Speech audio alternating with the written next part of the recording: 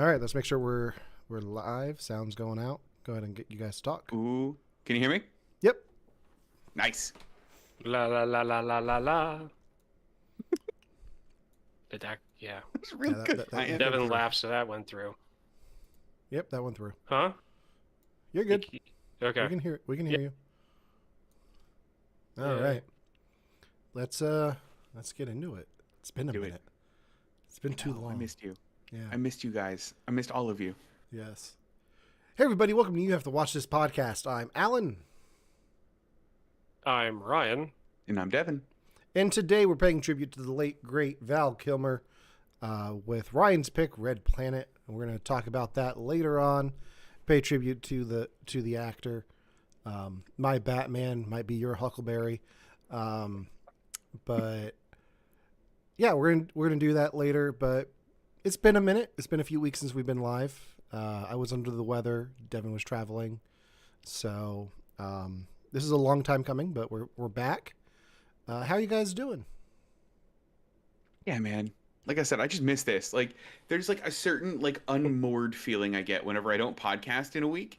And I'm like, what do I do with myself? Like, what do I do? Even if Yeah. I'm traveling, like this focuses me for the week.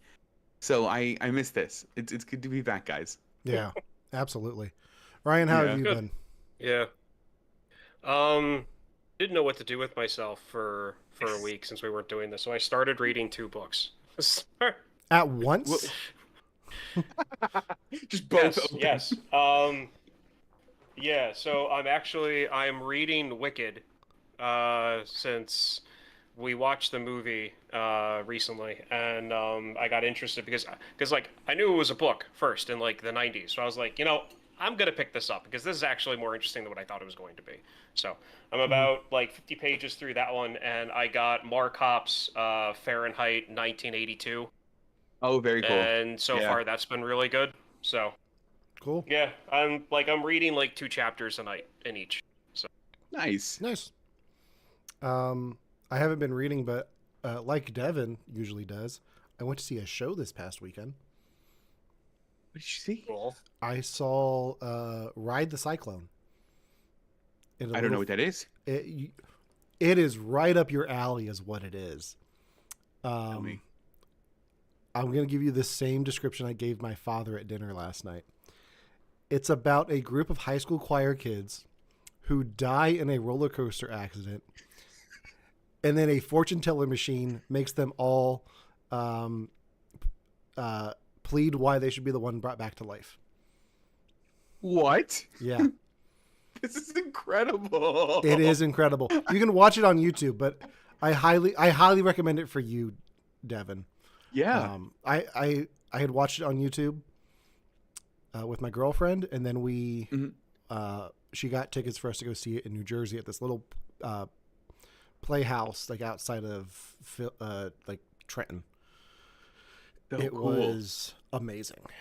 Devin, did you see any shows recently? I did, in fact. I saw Much Ado About Nothing, which is a Shakespeare. Nice. But it starred Tom Hiddleston and Haley Atwell, Loki Nice. and Captain Carter. Now This was so much fun. I keep seeing clips on TikTok of them dancing and doing things with each other's cutouts. Yes. Is that part of yes. the show?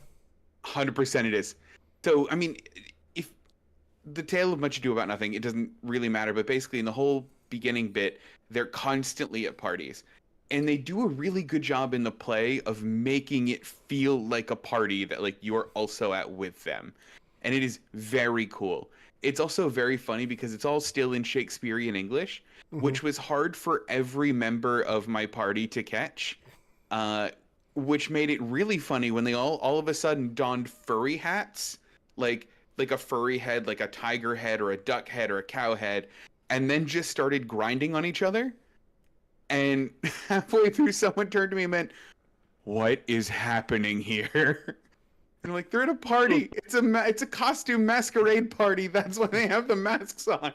But like, it's hard to catch that if you're not paying hyper close attention to the Shakespeare. And then at one point they're like, "Oh, I have a picture of you," and someone pulls out a big standee of Loki. And someone's like, well, I have a picture of you, and pulls out a Captain Carter one. And it was very fun. Nice. Would recommend. Phenomenal. Absolutely. Very cool. Ryan, have you been to any plays recently? Kristen and I went to go see. Well, yeah, I mentioned it the last time we went to go see The Great Gatsby. Oh, that's right. In New York. That was the last one we saw. Okay. I just got tickets to that per your recommendation, Ryan.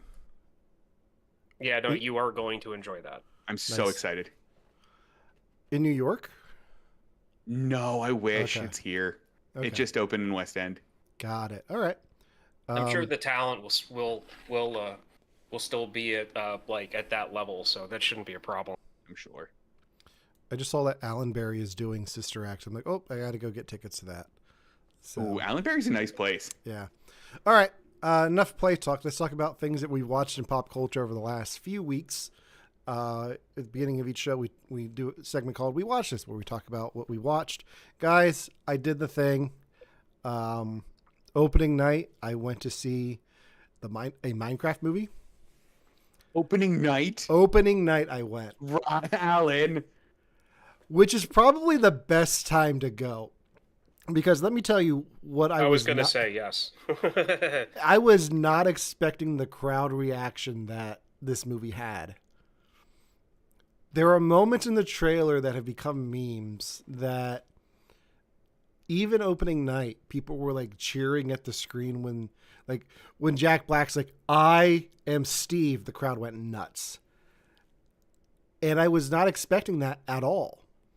It was... Do you remember seeing Spider-Man No Way Home and Tobey Maguire and Andrew Garfield showed up? It was like that. That's crazy. It was insane. And it made the movie watchable. Was it not a good movie, like, on its own merits? On its own merits, it's fun. Like, Jack Black is just playing Jack Black. Jason Momoa is there because he wants to play Lobo. Like, it's just, like, he's just there. They're having fun with it. Everyone in this movie is having fun with it. I really want to see the unfinished version that's been going around online. Because there's an unfinished, like, CGI version where the graphics aren't finished. And it looks really dumb, but also a little bit more like Minecraft itself. Oh, that's cool. It's such a silly movie. But I got in before everyone started destroying theaters and bringing actual chickens in for the chicken jockey scene. I saw that. That is so fun. This is the new Rocky Horror Picture Show. Like, this is the stuff that, like, people are going to be doing at, like, midnight parties later, I think. Probably. I love it. I love this. I can see that. Well, Yeah? it's meme culture, and that's exactly what is, like, prompting, like, keeping this thing going. And yeah, I could totally see people going for, like, midnight, like Gen Z, Gen Alpha in like 40 years are going to get dressed up like characters and wear like cardboard boxes as shirts. And they're going to go to this movie and they'll add more to it. Like, they'll have their version of like throwing tomatoes at the screen, except it'll be like rubber chickens. Yeah, absolutely. Are you going to make us watch this, Alan? Probably eventually. Okay, good. You better. Only when we do that episode, we're just going to have a video of someone playing Minecraft below us. Like, it's one of those mine rot videos. Yes. Also, none of you are allowed to tell Romana about the chicken jockey thing. I'm just going to surprise her with it when we watch it together for the podcast. You're just going to yell chicken jockey? And I'll have, like, papers around me. Like, I'll, like, genuinely, like, chicken jockey! Like, I'll do that, but, like, more. The weirdest thing about this movie that I took away was, have you guys seen the Steve's Lava Chicken song bit from the trailer? No. So they do the lava chicken where he cooks a chicken with lava, and then they just show like this blocky cooked chicken on the counter. And I walked away from the movie like, I really want to eat a rotisserie chicken right now. Good. And then I did, and was very disappointed. Where'd you get it from? Giant. That's why. Yeah. Yeah, I should have gone to Sam's Club like that. That's my bad. Those are good. But yeah. So if you go to the Minecraft movie, take an umbrella because you might get popcorn thrown at you. Shit. Smart. Ryan, what did you watch? Yes. So we was it Wolf? Yeah, That's Wolfman. that's the one Yeah. I sent you, right? That's the Yep. one Okay. So this is I have seen a whole host of Blumhouse movies at this point to where I see that it's made by Blumhouse and I actually give it a chance, and that's what I did for this. I'm only going to say two things about it. One, it is a straightforward werewolf storyline. Nothing special, nothing that really stands out. It's done really well. So it's just a generic storyline, done extremely well. So that's a plus. The part that does stand out about this movie and why I really like it and why it's on my list to eventually show you guys at some point is that typically werewolf movies do a very quick wolf like transformation. And like every movie tries to outdo the last with, like how like graphic it is or how painful it looks or how real it looks, but it's done within like a scene. And like that's kind of like the special effects niche of like werewolf movies. This one goes the opposite approach. The character that turns into a werewolf, is going to turn into a werewolf within the first 15-20 minutes of the movie. Mm-hmm. Every single scene he changes slowly over time. And you see things kind of change in him. So like you see his body change and then eventually you see him lose his mind slowly. And that's the horror part of this movie. And it's giving me chills right now just talking about it. I really like that. That's the difference in this movie compared to other werewolf movies, and I highly, highly recommend anyone. If you are one of those people that like Blumhouse, or like it's like 50-50, definitely give this one a shot. But eventually you guys will be seeing this. I'm just gonna wait a little bit until like later in the year for this one. But yeah, for anyone else listening, I really recommend this one. All right. So cool. I gotta watch it. Very cool. Devin, how about you? I don't know if you guys know this about me, but I'm a nerd. I do a really good job of hiding it. I know. Very shocked. I know. I hide it really well. But I also dabble sometimes and play a few video games. And one of those video game series that has followed me from like when I was a kid until now is Devil May Cry. And I saw that they just released on Netflix an anime adaptation of it. Guys, it is so good. Technically, it takes place between the first and the second games in the series. It is 8 episodes, 30 minutes each, incredibly quick watch. I sat down and watched it all in one sitting. I didn't think I was capable of that anymore. And they do such a good job of characterizing them. And instead of just going, oh, look at the cool action, which is what I assumed it was going to be, they do a good job of like, here's a character, we're going to build it up. And here's a bad guy, and we're going to make you care about him, and we're going to make his motivations understandable and believable. And it was just so good. I was shocked, and I'm recommending this to people, and just about everyone I recommend it to is like, nah, I'm okay. But I'm recommending it to you guys.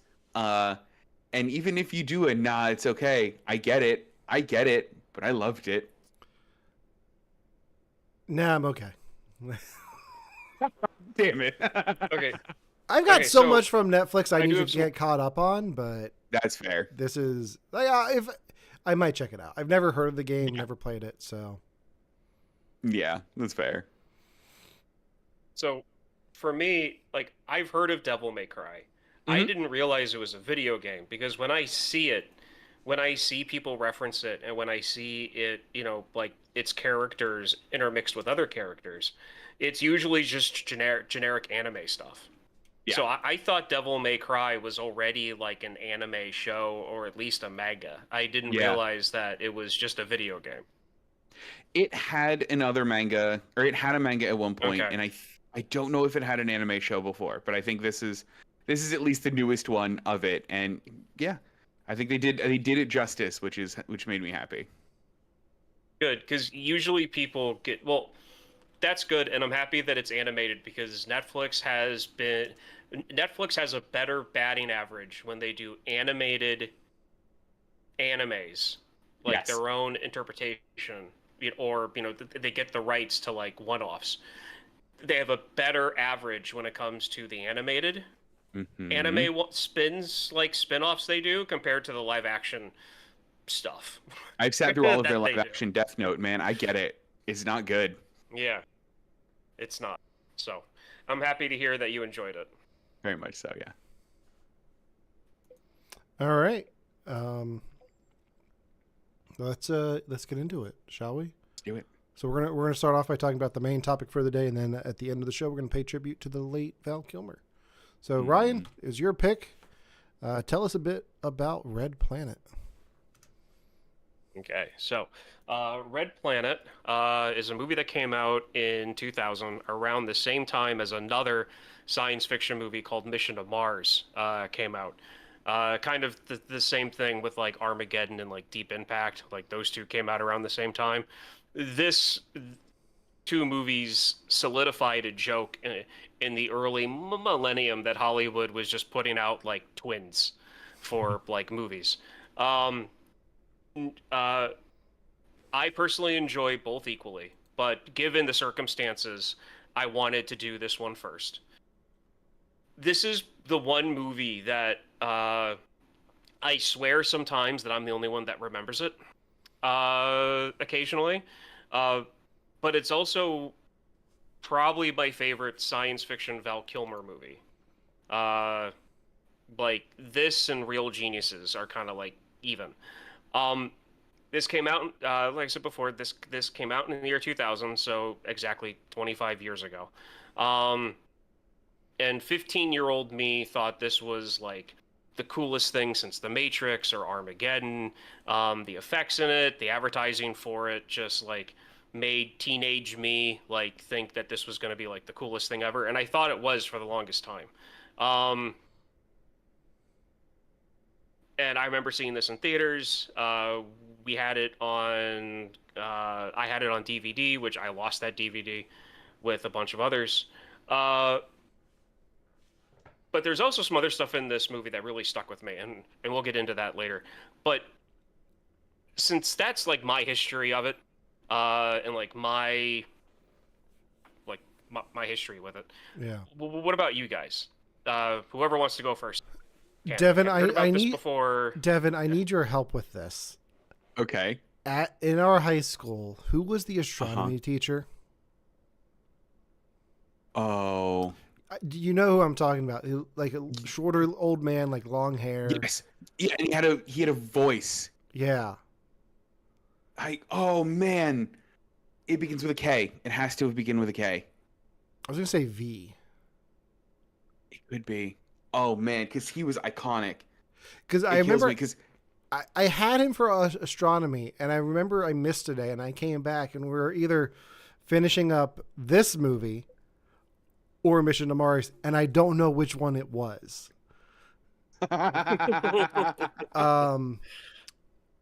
But I had never seen this. I'm pretty sure it was Mission to Mars, just given the ending of this. But I had never seen this before. I like Val Kilmer. Yeah, I'd never seen it before, so that's all I've got. Okay. You just unlocked like a genuine memory in me, Alan. Like, and he would be so excited about it too. He'd be like, "Oh, look at this thing!" Like, I wish I could do his voice because it was so like specific. It was Mission to Mars. It was 100% Mission to Mars that we watched. Because now I'm remembering scenes of Mission to Mars. But man, I had never heard of this movie, Ryan, before you told me about it, and I relate to you saying I feel like I'm the only one that's seen this movie. Or like the only one that remembers this movie because I forgot the movie the second you told me about it. Like you were like, "We're watching Red Planet," and I went, "Okay," and then immediately just dribbled out of my mind. And then I had to ask you again. Like, I could not remember the name of this movie for the life of me. But no, haven't even heard of it. Didn't know Val Kilmer did a space movie. Was very, very curious going into this. Okay. Um, Now, my relationship with this movie has definitely fluctuated over time. When I was 15, I thought this was the coolest thing ever. This movie kind of made me think about philosophy for deeply for like the first time, and we'll get into that because I know that sounds silly. Um, and then the last time I saw it before watching it for the show, I was maybe like 19 or 20 years old, and I remember not even finishing it and going, "Why did I like this?" After not seeing it for 4 years, and thinking to myself like, "Why did I like this movie?" And I turned it off like halfway through. And then I saw clips of it recently, and I'm like, I want to rewatch this again, and I did, and I fell in love with it again for different reasons, for different reasons than when I was a kid. Um, so I've definitely been on the whole like this is the coolest thing ever. This is this is crap, and like, oh, this is a really cool movie from like my teen years. So that's been my fluctuation with it. What's your guys' overall take from this? Did you enjoy it? Was it better than you thought it was going to be? Did you just what is it more of a meh? Because I want to get into the way this was like seen at the box office. I thought it was interesting. Ryan, if I had a nickel for every time you've made us watch a movie about a team going into space and something goes wrong on their ship and they have to escape, I'd be a rich man. I could retire. It's definitely a subgenre of films there that you focus in on, and this is definitely in there with a whole bunch of films that I'm blanking on right now. I enjoyed this. I really enjoyed Val Kilmer's character because he kind of just didn't give a shit. He's kind of the outlier, but he also has like respect for the philosophical character played by General Zod. I thought it was a weird choice to put Carrie-Anne Moss alone in the spaceship for most of the movie. I also thought it was weird. Like, this is a 2000 film, and Benjamin Bratt is like not even listed on the poster, which is a weird choice. Like, I don't know who Tom Sizemore is anymore, but it feels like this is the time that Benjamin Bratt should have been on the poster at least. Because this is right around the time of Miss Congeniality and after. I'm blanking. Demolition Man, but no, I enjoyed it. I thought it was fun. It was a fun watch. The CGI held up pretty well for me for the most part. That's good. Yeah, I enjoyed it. So I didn't know anything about the movie going in, but on Amazon Prime, it had a 1-star review. That sounds about right.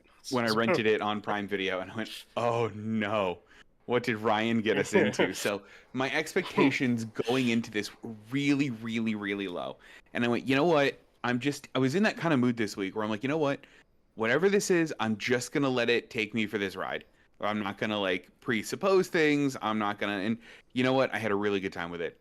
I was in it on the mystery of where did all the algae go. I was in it when, like, I actually had like a genuine amount of tension when like their oxygen ran out and they were like, "All right, I guess we're just gonna die here then." And I'm like, "Whoa, like that would suck." And it like there were some silly moments, right? But I also love the fact that like there's this like ever looming threat of Amy, just like just the whole like she switched to guerrilla tactics, she'll kill us one by one. I was like, ooh. Like, I thought it was good. I thought there were some genuine fun moments in this movie. Awesome. I'm glad to hear that from both of you because I feel like both of you would have liked this. Like,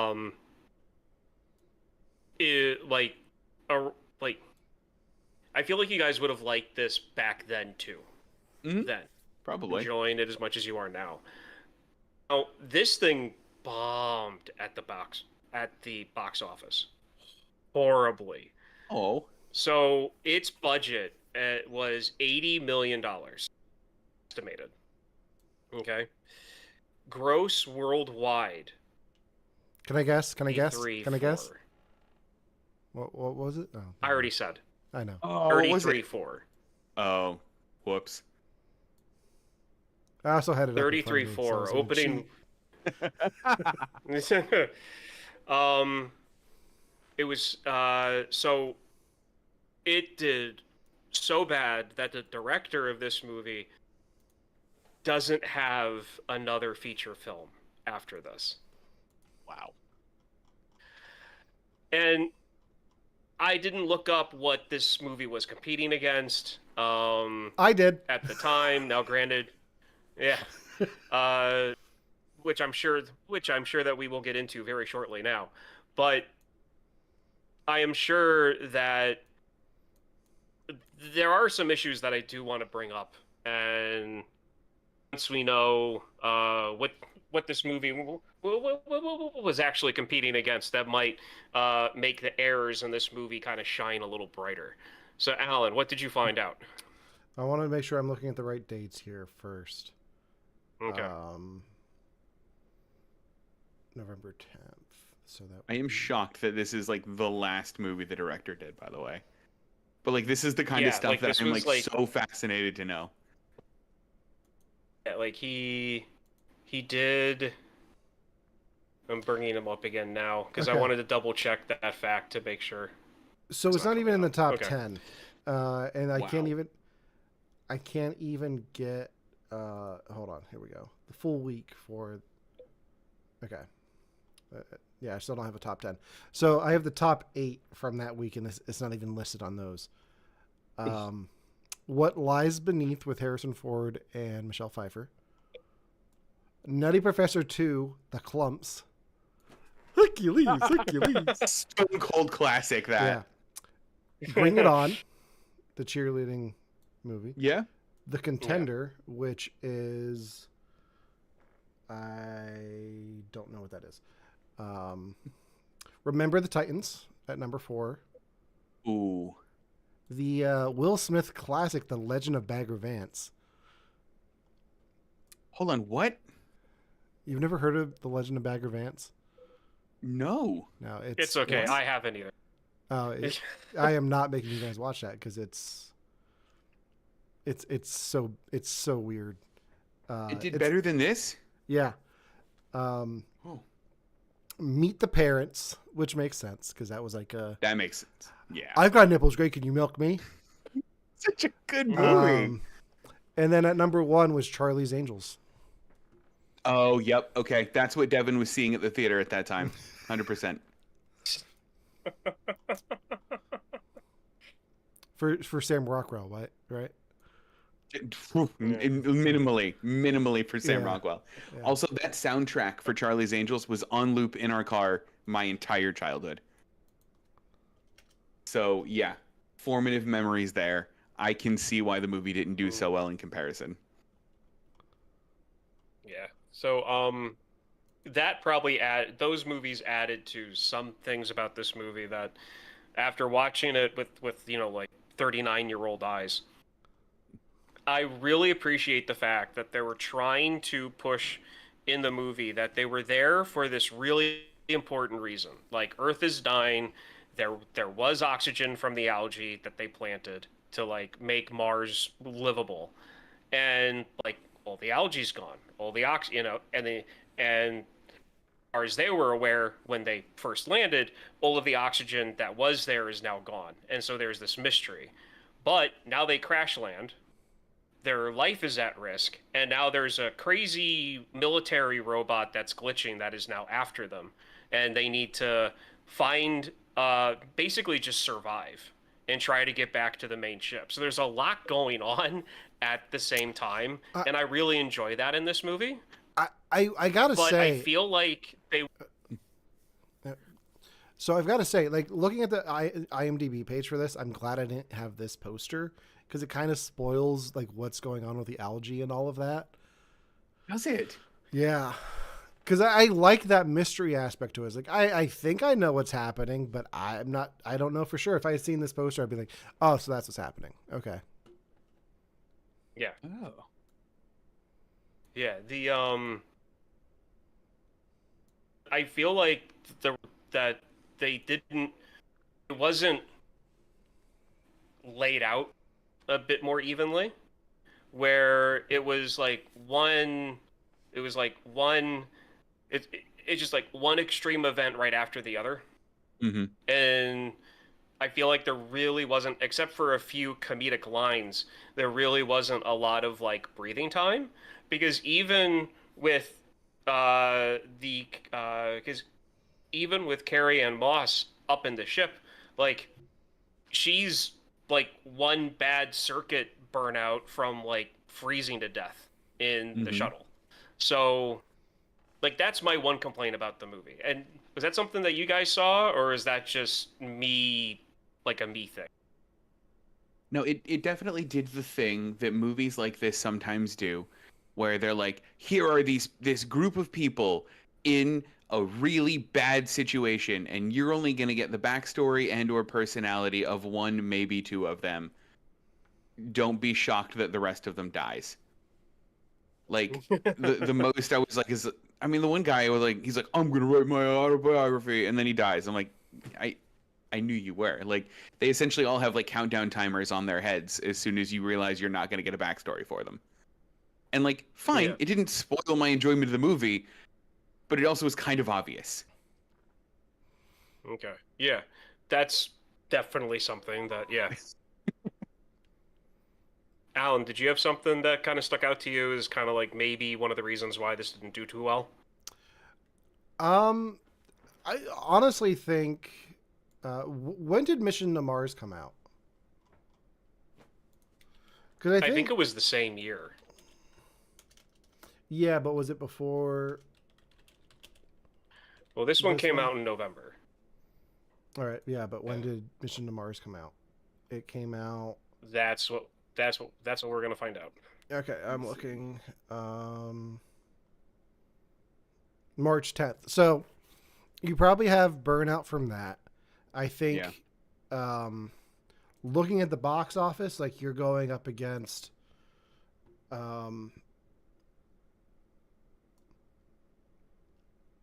Charlie's Angels had just come out. Meet the Parents was a juggernaut. Mm-hmm. And then a week later, like to jump ahead a week, you've got the Rugrats movie and you have How the Grinch Stole Christmas. Like it's The Jim Carrey one? yeah, This movie didn't have a chance. yeah. So That I think is it's a just, stacked 2 weeks. so if I had to guess, they wanted to if I know Hollywood at all, this is probably what happened. Like they were in the production at the same time as Mission to Mars. They both were aiming for that early release date, and Mission to Mars got it first. So like, okay, you know what? We're gonna wait until around Thanksgiving and release it then. And then Greg Lord Fokker killed this.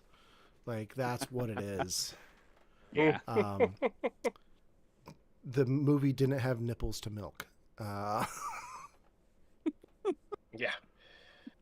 Val Kilmer Okay. looked at the box office returns. Was like, "Fucker!" Okay. Oh, good.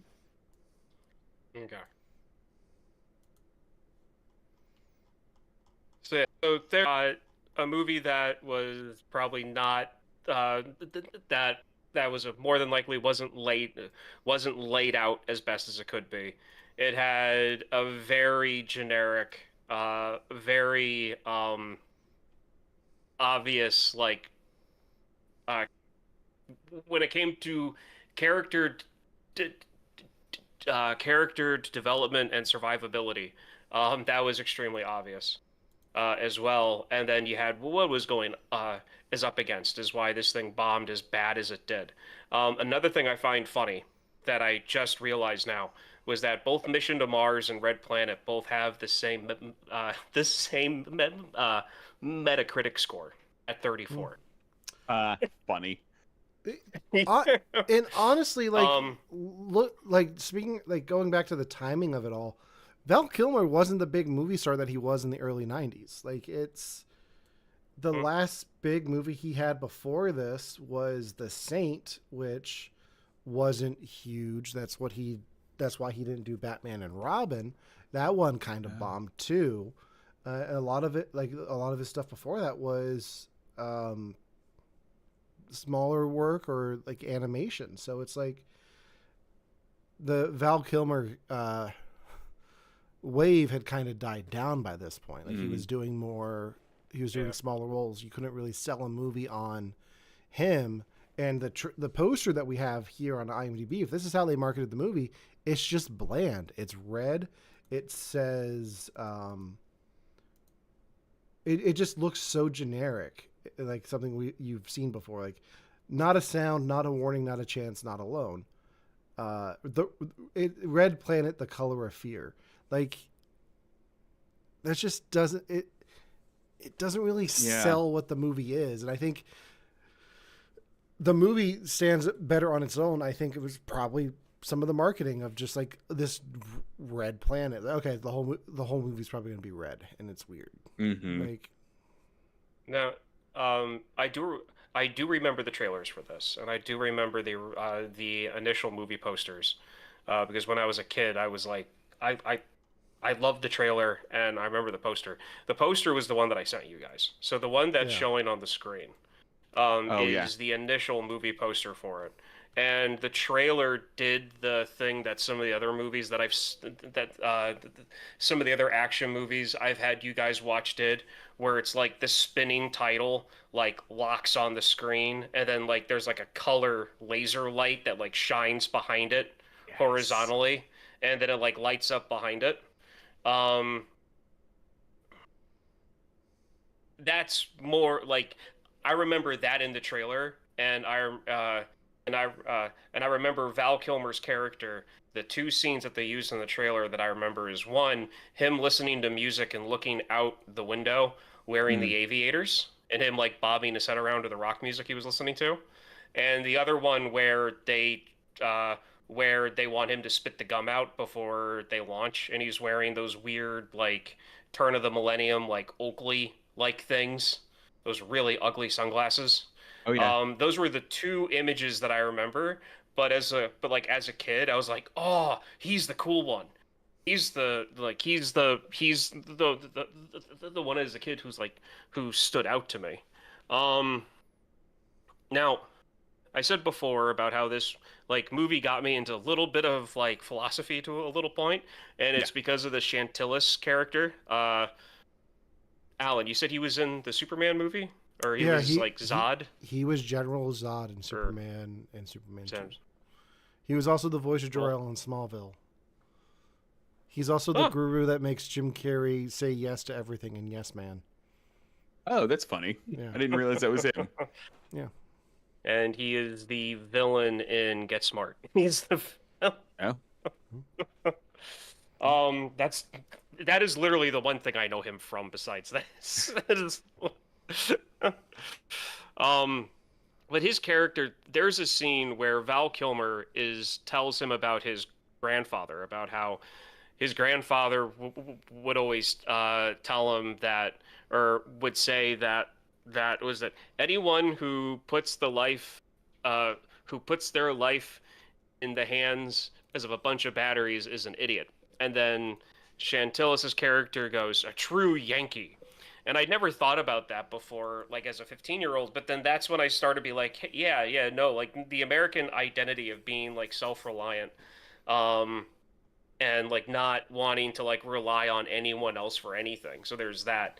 And then he went on the whole thing about, he started talking more about like faith a little bit, and Val Kilmer's character kind of questions him on that, like, you're the main scientific guy, like, on this, like, did you give up on science? And he goes into this thing about how, like, well, science can't answer everything, for me. So, like, I went on looking for God and made this statement about how you never know, you might find a rock and it might say made by God is on the bottom of it. And for a 15-year-old me, I was like, oh, he's right. This is the coolest thing I've ever heard.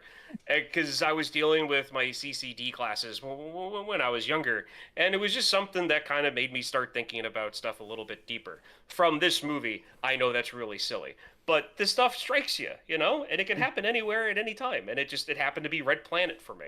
It happened to be. I mean, like, I don't think that it's silly that it struck you. I mean, like, you. That's definitely an argument that I've heard before. I've heard it called like the God of the Gaps argument, right? Where like somebody, if you can't explain something with science, then it must be God or some deity or whatever. And it all depends on where you hear that first, right? Like and if it was this movie, it was this movie. Yeah. To quote Superman the movie in the late Gene Hackman, some people can read War and Peace and come away thinking it's a simple adventure story. Others can read ingredients on a chewing gum wrapper and unlock the secrets of the universe. Like, it doesn't matter where you get the inspiration. Like, you can find it anywhere. Like, if that's what art does, it makes you examine life. And if it's Red Planet, great. If it's if it's another Val Kilmer classic like MacGruber, like that is what it is. So solid pull. Yeah. So, when it comes to Val Kilmer, I wanted to ask you guys, what was your favorite Val Kilmer moment in this movie? And I can give you mine if you want time to think. I don't need time to think. This was actually spoiled for me before we watched this movie. So you guys know I listen to a podcast daily called The Ralph Report, right? Mm-hmm. So the week that Val Kilmer died, on Fridays they do a segment called The Movie Vault where they recommend a movie, and the theme that week was Val Kilmer movies. So the one co-host like picked Red Planet and started like I tried to tune out to like the most of what he was saying about it, but he ruined the ending of the movie where he's just like, yeah, Val Kilmer gets in a ship and leaves and says fuck this planet and flips off the camera. I was like, I cannot wait to see this. Like, that got me so much more hyped than like to watch this. That's my favorite Val Kilmer moment in the movie. That's incredible. That's a really good moment too. Yeah. I didn't have this moment ruined for me by the trailer, like you said you did, but I really liked the gum scene in the beginning, where literally the person like chasing him around with their hand like this. I thought that was very effective as a scene. It was very funny. That's a great introduction to his character.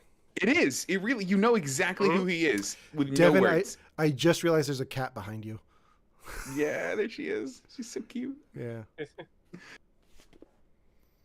Yeah, the mine is when he puts the marker in Amy's hand and he turns his head, and it's the way he says kill him, like in this weird just fake European like ish his accent, and then the computer starts yelling at him like this type of activity is prohibited in this area, please cease what you're doing.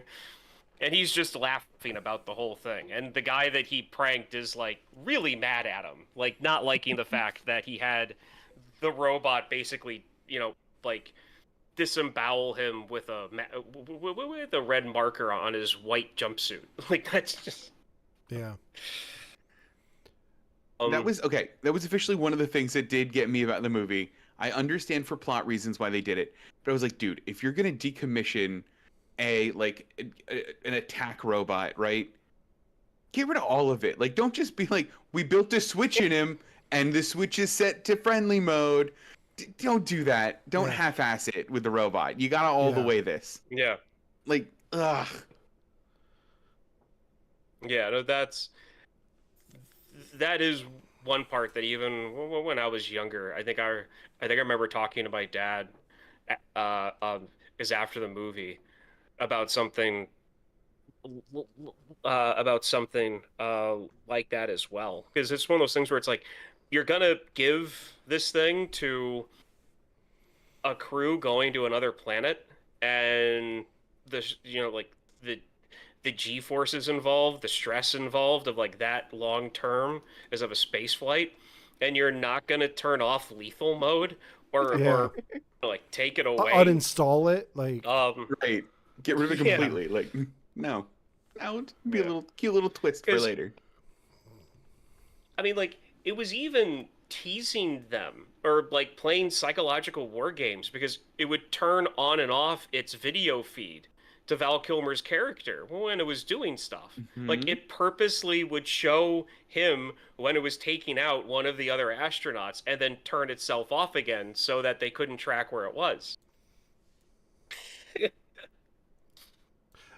Like, S- oh, s- s- I want a movie just about that thing in the jungle. Hmm. I think I just solved the mystery of why this movie flopped. Why? They kept moving the release date. So it was supposed to Oh, be in March Oh. or against Mission to Mars. Got pushed back to June, and then it got pushed back again to November. So, oh wow. and the studio officials blamed it on the expensive visual works.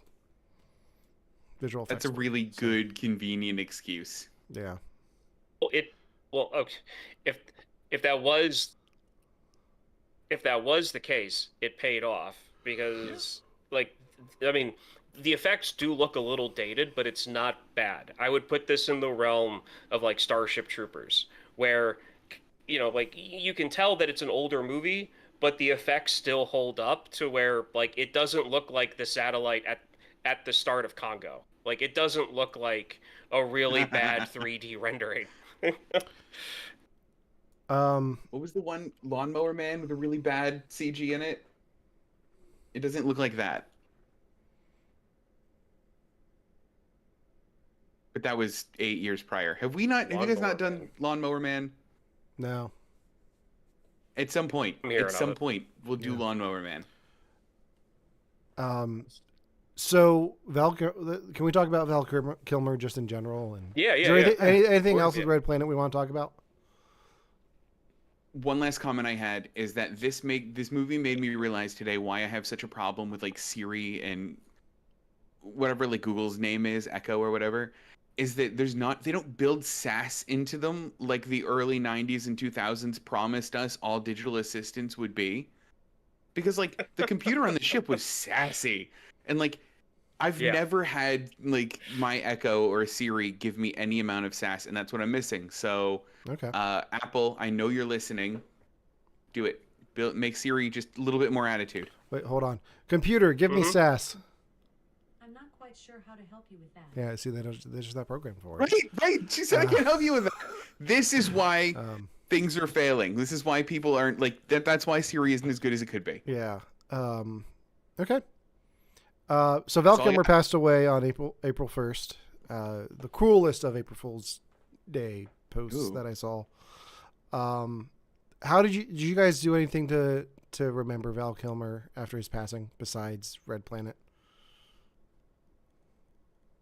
Real geniuses. You know, Real genius. I scrolled through his IMDb and realized how little of his film career I actually watched.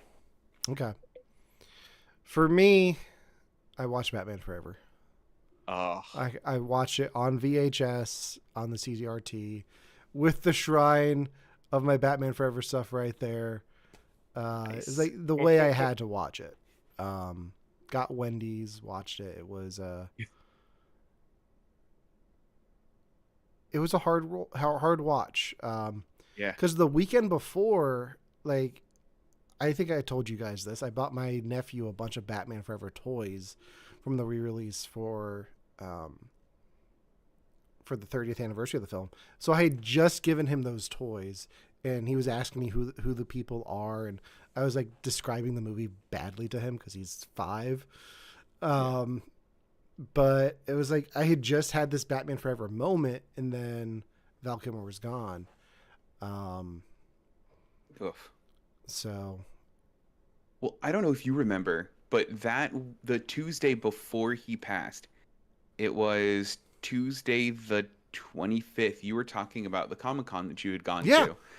And literally you said, I would love Val Kilmer's autograph. I'm not sure he's doing Mhm. cons anymore. yeah, And that definitely was not the now. first thing I thought of when I saw that. Yeah. Yeah. And I posted this little tribute online, and I included that. Like I was talking, like Yeah. I just said that, and it was like hit close to home, and it's like, shit, did I kill Val Kilmer by saying that? Yeah. Like, Do not want anyone else's autograph. Like the one time I listened to the Friends theme song and didn't clap along, a week later Matthew Perry died. So I need to be careful, guys. You have to be on it, man. We are clearly at your whim. I wanted to make a joke right now, but I'll tell you guys after the show. Okay, good. Yeah, so I watched Batman Forever. There's still a lot of I had a stack of films of his that I haven't seen that I need to watch. The Saint I have that I need to watch, and then I've never seen Tombstone. So Oh, no way. yeah, so That's a good one. Pizza's Kind of- better.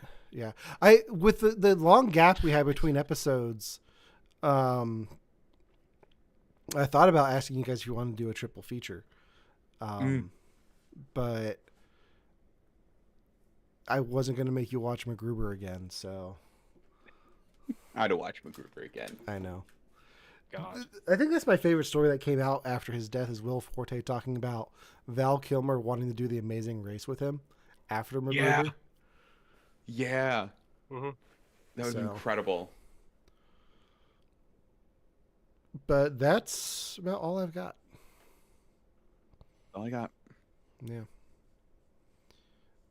I think over the summer, my fun project is going to be editing together my version of the extended Batman Forever. I love that. Yes, please. I need to do it. So Yeah. because if Warner Brothers isn't going to release it, I'm going to do it for myself. So You gotta do it. I mean, Yeah. I know you have Yeah. this stuff. I think I've seen it at your house. I got the deleted scenes on the Blu-ray. So, That's so Yeah. cool. but all right, that does it for this week's episode on Red Planet. Devin, next week is your pick. What are you going to have us watch? I picked it and then realized that I think this might have been 3 years ago. Ryan went, I don't ever want to see this movie. I have no interest in this movie. Ryan, I'm very sorry. Next week It's we're fine. watching 2008's Ip Man. I think you called it IP Man at one Man. point. Yeah. The story of one man versus the IP addresses of everyone. Versus Disney. Um, He was the original owner of like Stitch, and they fought him for it. Oh, this movie. Yeah, that one. I think I was just giving you a hard time. Oh, okay, good. Because I'm looking at it now and I'm like, I've got no emotion. It's just, oh, okay, this one. Oh, this is a So. stone cold classic for me. I watched it in college. Love it. Cannot wait for you guys to see it. all right. Very cool. Well, in the meantime, you have to watch this podcast on YouTube. We're live on Twitch again. We will be live next Wednesday, I believe. Yes. 6:00 Eastern. We are switching over podcasting platform, which is why we haven't updated new episodes in a while. So once I get caught up with that, we will let you guys know. Follow us on Instagram and Facebook. And until next time, for You Have to Watch This podcast, I'm Alan. I'm Ryan. And I'm Devin. And I have 2 quotes I want to end this on. Devin, look up idiot in the dictionary. What will you find? What? You're supposed to say a picture of... A picture Devin, of you look up Devin, you look up the word idiot in the dictionary. What will you find? It's a picture of you. No, it's a picture of me. You say picture of me. Oh yeah, picture of me. Devin, let's try this again. Devin, All right, we you got look up this. idiot. I'm ready. Devin, you look up idiot in the dictionary. What will you find? Picture of me. No, the definition of the word idiot, which you fucking are. Kiss bang bang. But I feel I love it. being the Batman Forever fan I am, in the words of the late Val Kilmer, I am not Batman because I have to be. I am Batman because I choose to be. We'll see you next time. Rest in peace, Val Kilmer. Mm. Mm.